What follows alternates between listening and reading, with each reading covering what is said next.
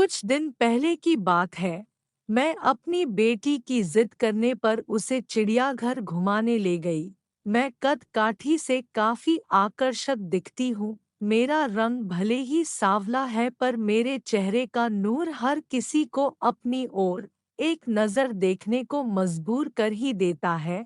काले घने लंबे बाल जो कि मेरे कमर तक जाते हैं, जो कि मेरे सौंदर्य में और निखार लाने का काम करते हैं। मेरे साथ में मेरी छोटी बेटी थी, जो कि मेरी उंगली पकड़ के बारी बारी से अलग अलग जानवरों को उनके बाड़े के आगे जाकर देख रही थी और कभी हंसती, कभी मुस्कराती, कभी मेरे ओर देखती खेल रही थी। वही चिड़ियाघर में एक आवारा और मन चले लड़कों का झुंड भी था, जो कि मुझे देखते ही मेरे सौंदर्य पर लार टपकाने लगे थे। उनमें आपस में ही होड़ लग गई।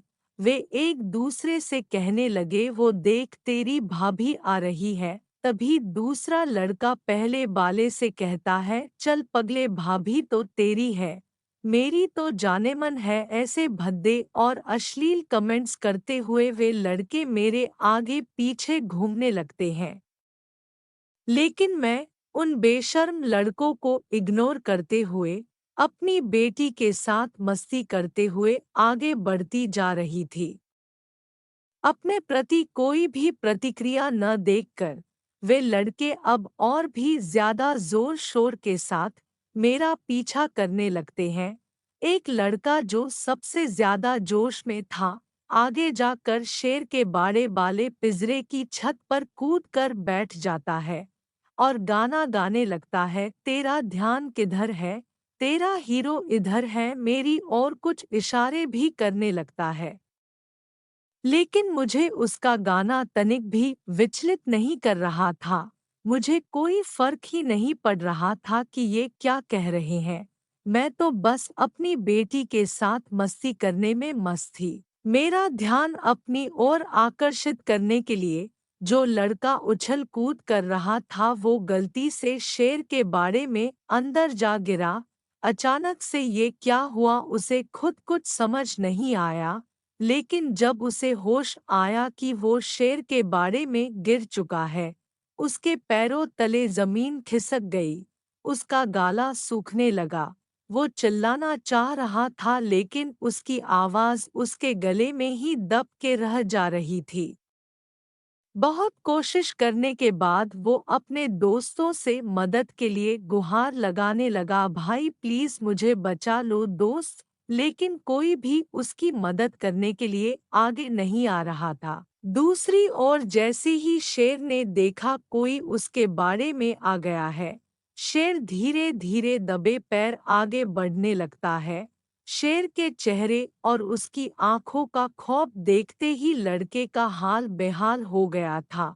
उसे तो लगा था शायद ये उसकी जिंदगी का आखिरी दिन होगा। बाड़े के बाहर बहुत से लोगों की भीड़ इकट्ठी हो जाती है और सब लोग उसे बाहर आने के लिए चिल्लाते हैं, लेकिन आगे बढ़ के कोई भी उसे बचाने के लिए नहीं आता है।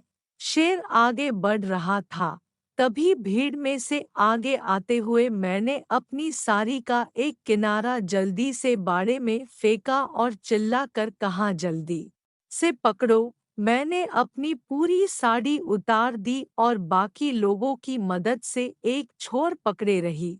दूसरे छोर को पकड़ के वो लड़का किसी तरह से अपनी जान बचने में कामयाब हो गया। जैसे ही वो बाड़े की दीवार कूद के बाहर आया, वहां पर मौजूद सिक्योरिटी गार्ड ने गरजते हुए कहा, तुम्हें होश भी था कि तुम क्या कर रहे थे इस खूंखार शेर के बाड़े के पास?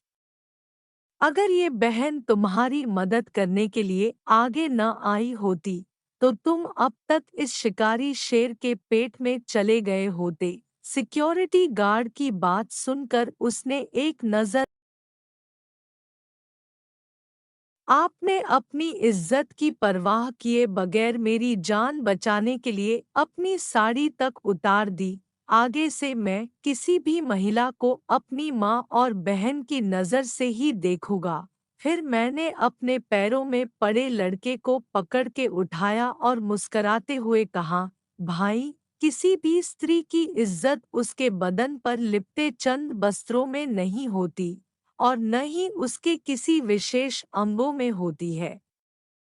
ये हम इंसानों की मानसिक विकृति है, जो उसे जबरन इज्जत के साथ जोड़ के देखते हैं, जबकि सच्चाई तो ये है कि स्त्री इज्जत तो उसके आचरण, उसके चरित्र से जुड़ी होती है। मेरे मुख से इतनी मर्यादित और भावपूर्ण शब्द सुनकर वहां मौजूद भीड़ तालियां बजा उठी।